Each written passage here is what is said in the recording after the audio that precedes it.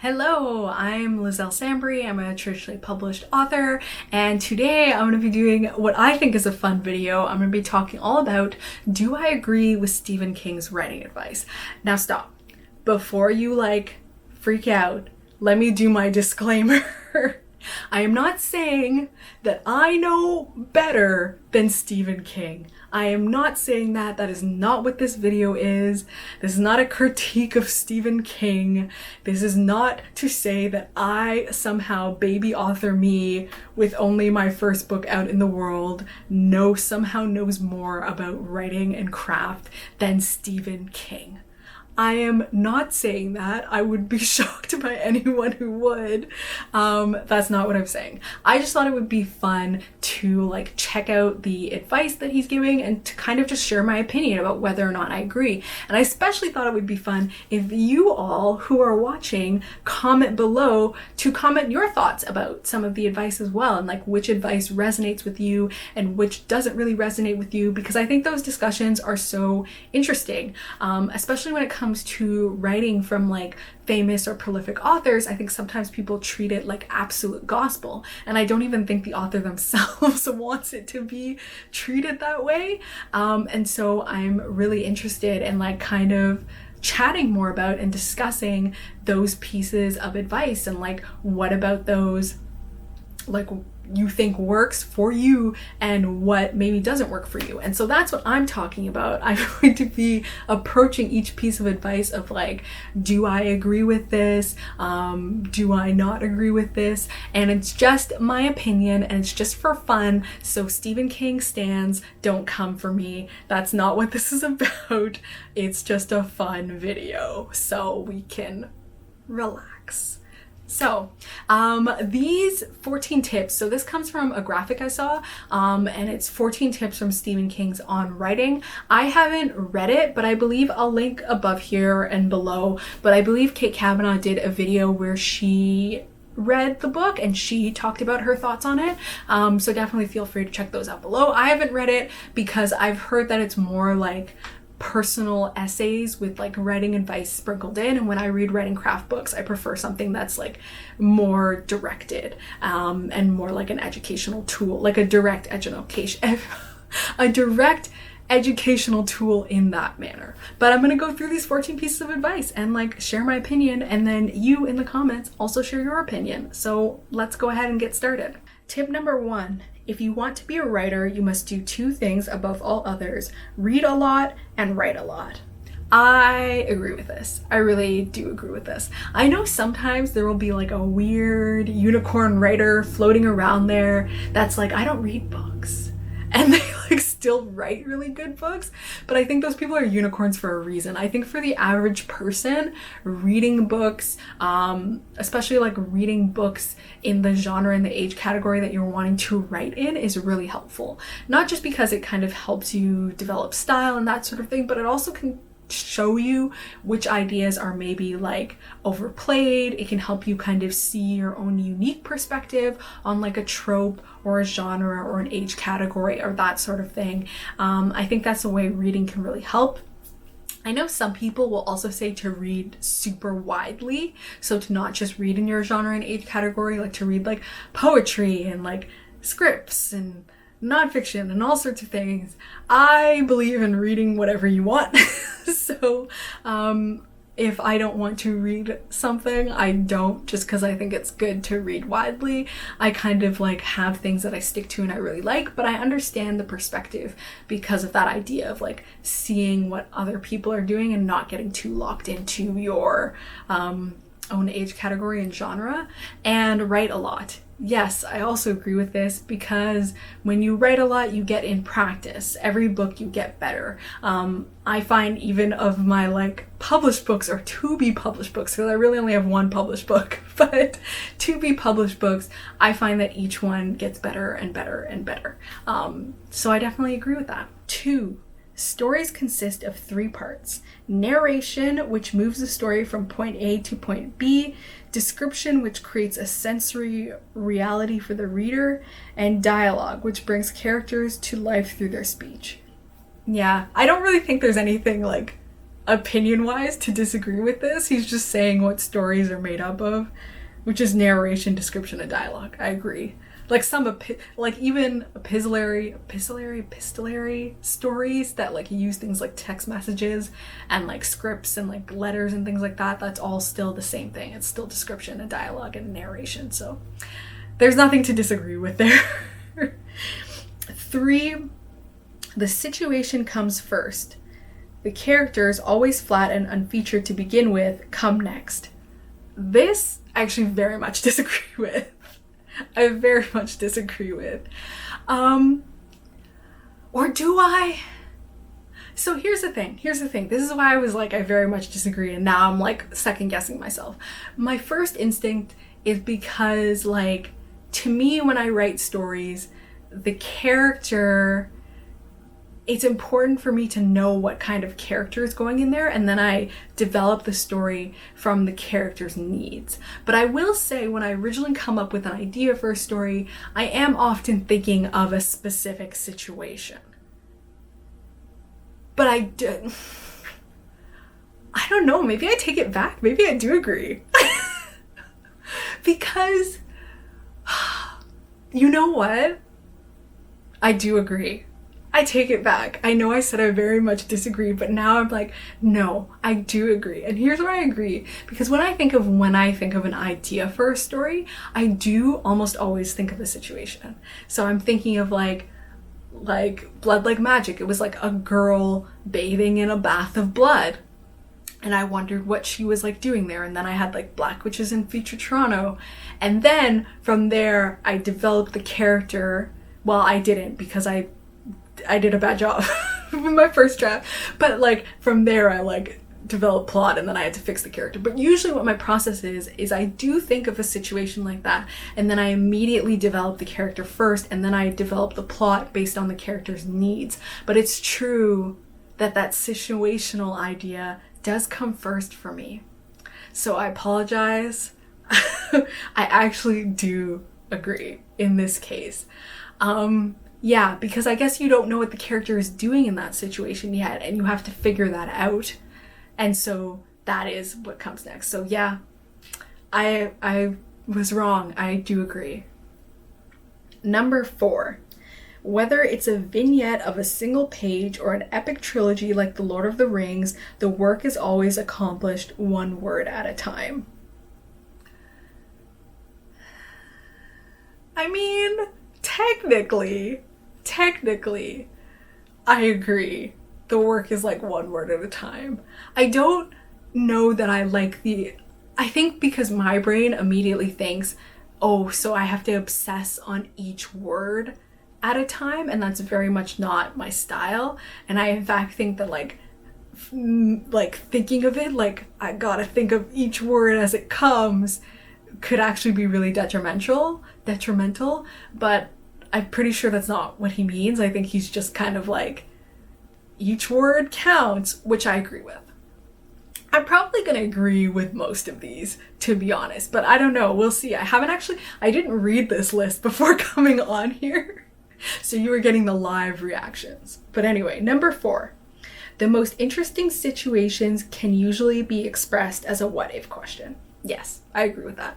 And it's interesting because I find that this kind of comes up a lot when people are trying to help you think of how to generate story ideas. They'll say things like, what if this happened, or what if this happens? And lots of like story prompts are like this. And I think you could phrase them in that way for sure. Like with Blood Like Magic, like a family of Black Witches living in a near future Toronto, you could easily make that, what if a family of Black Witches were living in a future Toronto? I think it is very easy to make anything into a what if question in general. And I think it's helpful for story prompting. I don't know that you need to do this with your story, but I think if you're trying to generate ideas, asking yourself what if questions can be really helpful. And I think that's why like so many creative writing people will offer that as a suggestion.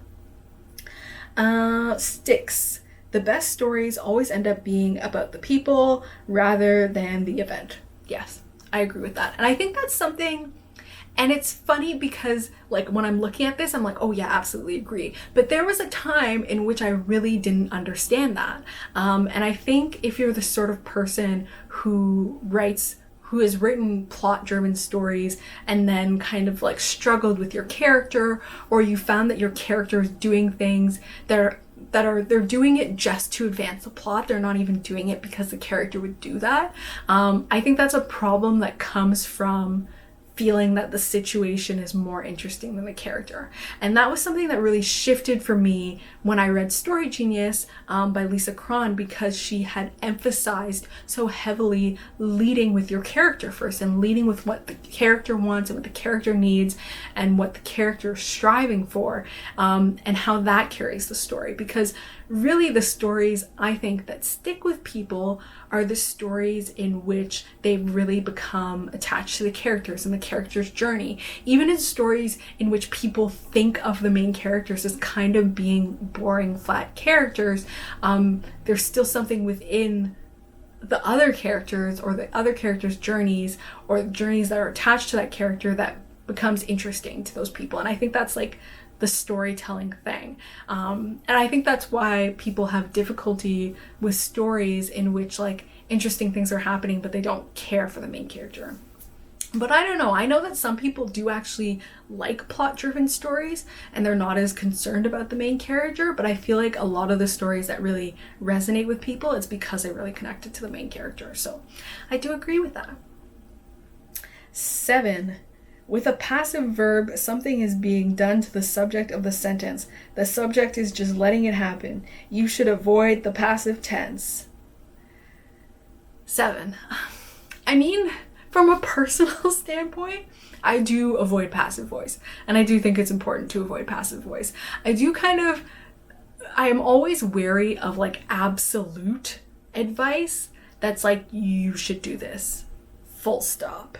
Because I just know that out there's some unicorn that will like use a perfect passive sentence in a perfect way that'll make you be like, wow, like they did that. So like I personally agree with it, but I'm sure there's like some unicorn out there doing passive voice. But anyway, it's the same with like the writer unicorn that writes without reading. Like those are unicorns and like they count, but they kind of don't. Number 8. Talk, whether ugly or beautiful, is an index of character.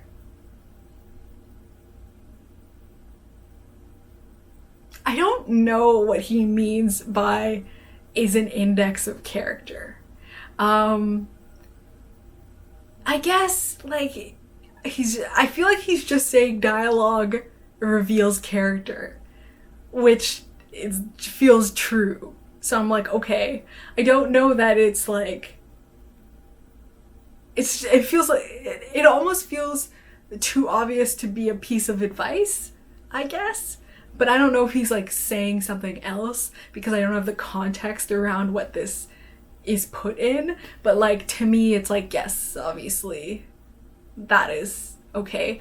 But I also think like you could have many different narratives in which characters are not necessarily speaking and having like talk dialogue that would of course still be really meaningful and could really be, you know, a talk of their character, could be an expression of their character. And of course, if you want to get nitty-gritty, there's also the physical talking. Not every character will physically talk. I've read books, of course, with mute characters who are not going to talk. And they've been like really, I'm thinking specifically of, oh my god, am I forgetting the title? Oh, Otherbound? What is it called? Anyway, I will flash it on screen. I'm pretty sure it's Otherbound by Corinne Davis. I was thinking specifically of that book because there are characters who have had like their tongues cut out and so they're mute. But of course they talk in their own ways. They're not talking orally, but they'll talk with like sign, or they have like a psychic link connection. And so that's still talking though. So I guess it fits into what he's saying. Yeah, I don't know. I don't know why I'm getting into this, because I don't need to get into it. Like, I don't need to be dissecting this so much, but I guess that's part of the video. But I guess I agree. Communication, however they're communicating, is going to say something about their character. Even a character who can communicate but chooses not to, or like says very little, like all of that says something about their character. 9. Description begins in the writer's imagination but should finish in the reader's.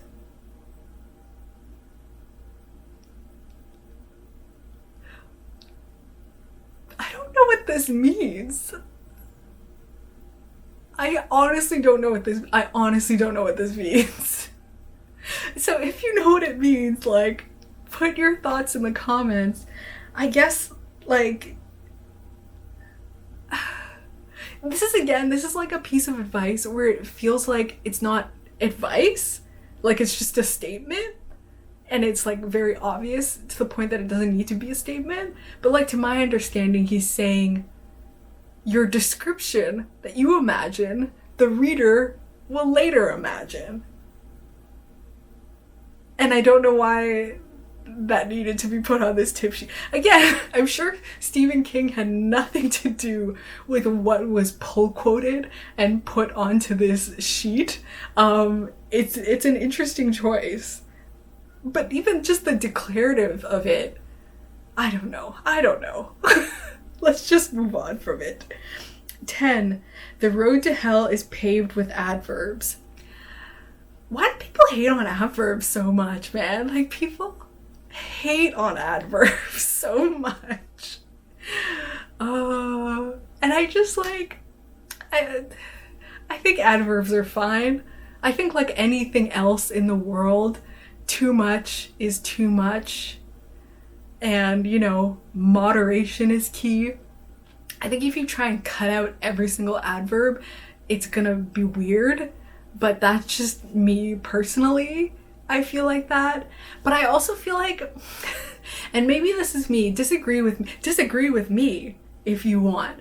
But I think that the quality of writing of a book is like half the battle. And I think there are books that are written fantastically that are bad. And I think there are books that are written poorly that I love and that I think are great because the storytelling is so good. It almost doesn't matter. The writing just needs to be like legible and understandable. And I've read books where I cringe at the writing and I'm like, oh my God. What comes to mind? And again, not saying I'm better than this person, though this person is problematic. But like, I'm thinking of James Dashner's The Maze Runner. James Dashner himself is problematic for reasons I'm not even going to get into it. But The Maze Runner, I will say, to me, is a beloved series, and I love the movies because I love Dylan O'Brien so very, very much. But when I first read those books, because of the amount of like slang and like, to me at the time I was reading it, when I was still a teen when I was reading it, and I found the language and the writing to be very cringe and embarrassing. Again, this is not like an objective criticism, this is my opinion. And when I read it when I was a teenager, I was very embarrassed and I had to push myself forward because I thought the writing was bad. But I thought the story was so good. And so that drew me in. And so it didn't matter to me, my perceived quality of the writing, because the story was so good. And so this comes back to the adverb thing. This is coming full circle, is that the adverb thing doesn't bother me, because if your storytelling is good, then it doesn't really matter. So that's why I don't really care that much about these sorts of things. Also, I know in traditional publishing, if your copy editor thinks you have too many adverbs, they're just gonna mark them all. And so they will let you know. But anyway, I digress. 11. Never use emolument when you mean tip. And there's a little graphic of a thesaurus with a sword through it. So I imagine that what he means here is say the word you mean and stop looking up ridiculous thesaurus words to try and avoid saying the word you mean, which I half agree with. And I kind of don't. So I feel like the best example of this is said. There are a lot of times, especially I think when you are a beginning writer, where you will try and avoid using the word said, because the word said comes, or say, depending on what tense you're writing in, will come up so much that you will be like, I'm using this word too much. Of course I have to mix it up. So then you'll be like, she walked, or like, she'll be like, Sarah, what are you doing? She said. Sarah grimaced. What do you mean, what am I doing? Susie jerked her head around. I'm just asking what you're doing. Don't get mad at me. Sarah cried out, how dare you ask what I'm doing? You know what I mean? Like, in that case, it's like, it becomes so melodramatic because you're finding so many different ways to avoid using the word said. When in a lot of cases, it's fine to just use the word said.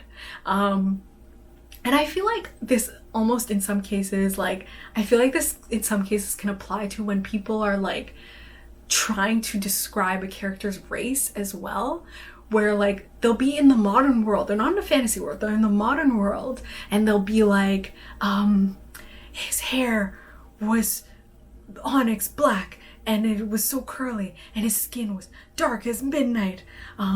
And then every time they mention the character, I looked at his midnight bronze skin, to avoid just saying that the character is black, when you could just say the character is black. And so that part of this I very much agree with. Like, sometimes you just gotta call a spade a spade. But at the same time, I know there are times where you will have a paragraph and you will say the same word 3 times, and it's not gonna fly. It's too many times, and you have to mix it up. And you can't always change the sentence structure. And so sometimes, yeah, you gotta go in your little thesaurus and you gotta look up a word that works. You gotta say, instead of saying he walked again, you gotta be like, he strolled, or something like that, assuming it is relevant. But like, I agree with what he's saying, that you wouldn't use like some sort of random, fancy, weird word that doesn't fit the context at all just because it means the same thing. Like, sometimes the word just has to be what it has to be. But yeah, I half agree with this because I do think there are exceptions. 12. I'm reading this and I'm like, okay, this is the one I'm full on gonna disagree with. But 12, set a daily writing goal. As with physical exercise, it would be best to set this goal low at first. I suggest 1,000 words a day. Is that the low goal? I'm sorry. I'm sorry. Is that the low goal? Or is that the ideal goal? I don't know. But anyway, this set a daily writing goal. I hate this advice. I hate this advice so much. I hate this advice from anyone. I hate it. The write every day advice, I think, can be thrown in the trash and burned and left to die forever, because I don't think anyone needs to write every day. I think consistency, and I wish that was kind of what was said more, is to be consistent with your writing. So if you're gonna write once a week, twice a week, 3 times a week, once a month, whatever amount you're going to write, to try and be consistent with it. But even then, like, you know, if you have a baby and you're a new parent and now it's like, okay, you can only write when you have time to write. So if the baby is sleeping and it's like, it doesn't matter if you can continuously write once a week or twice a week, you're just writing whenever you can. And I think that's still valid. And I think it can really encourage toxic productivity to say things like set a daily writing goal and things like that, because for some people that's just not going to work. And honestly, it doesn't matter if someone wrote the book by writing every day, if someone wrote the book by writing once or twice a week, if someone wrote the book by writing whenever, you know, they have time off from work, or whenever their baby is sleeping, or whenever their dog that needs regular shots doesn't need shots. Like, if you get the book done in the end, then that's what matters. And that's all that matters. And you can hit your deadlines, that's all that matters. So the idea that you have to have this like stringent schedule, to me, is like a fallacy and shouldn't be promoted and shouldn't be told to people. And that's just, again, my humble opinion. So, like 13, call that one person you write for ideal reader. He or she is going to be in your writing room all the time. I think this gets into like, who are you writing for? And are you writing for, and I guess like, you know what, I'll say I agree, because your ideal reader could be someone else you are writing for, like you're writing for teens, or you're writing for Black girls, or you're writing for your teen self, or you're writing for your current self. Whoever you are writing your book for is there in the room with you. So yeah, I guess I agree with that. I think the sentiment here is that you are thinking of who you're writing the book for and like what you want that person to get out of it, and that's meant to help you with your writing to continuously think of that person and to think of your audience. And I agree with that, because I agree with like writing with your audience in mind can be really helpful to you. I don't know, yeah, I do think of that. I think of this more in planning stages, because I'm planning. When I'm actually writing, half of the time I'm completely empty-headed because I'm just like drafting in flow mode. I'm not thinking about it. But when I plan, those are things I think about. Like right now I'm working on an adult horror thriller. So I'm thinking about, you know, thriller readers, what sort of, or like horror readers, what sorts of things are going to rack as like unsatisfactory for them. What sort of things are they going to read that they're going to be like, oh no, I hate that, or I've seen that 1,000 times, or things like that. So I do agree with that. And lastly, 14, if you can do it for joy, you can do it forever. I think this is the thing of like writing, doing what you love.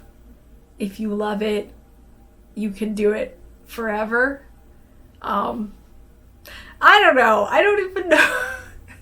I guess I get it. I get what he's saying, which is like, if you love writing, then you can do it forever. But I also feel like this is like part of the toxic productivity thing. And I know you might be thinking, why is that toxic productivity? Why is like doing what you love toxic productivity?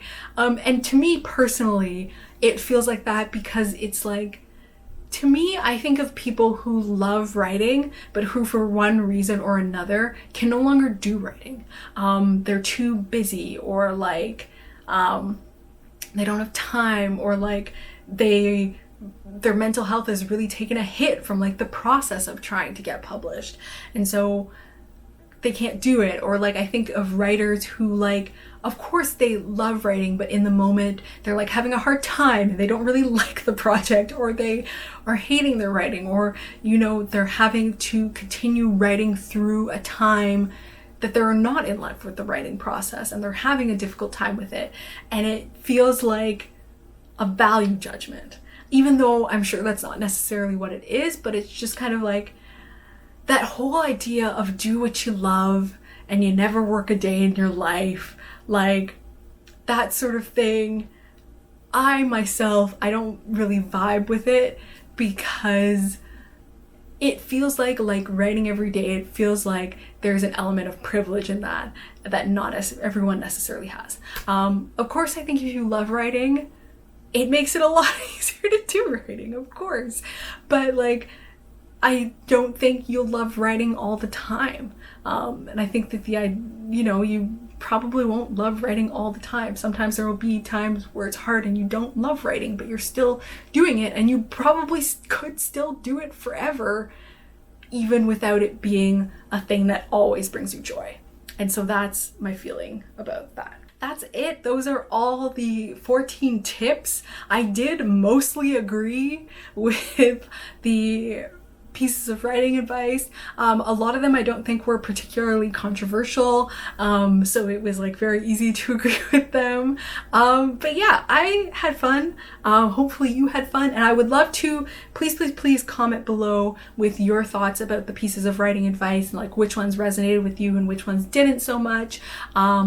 And yeah, I'm really excited to hear from you and like discuss these tips more. I think it's so fun to look at like advice that like famous authors have given and like think about it and like have your own opinions on it. I also did a video I'll post over here where I ranked writing advice, and that was really fun. So yeah, I had a fun time, and I hope you had a fun time. And if you like this video, please give it a thumbs up. And if you haven't subscribed already, please subscribe. And thank you so much for watching. Bye!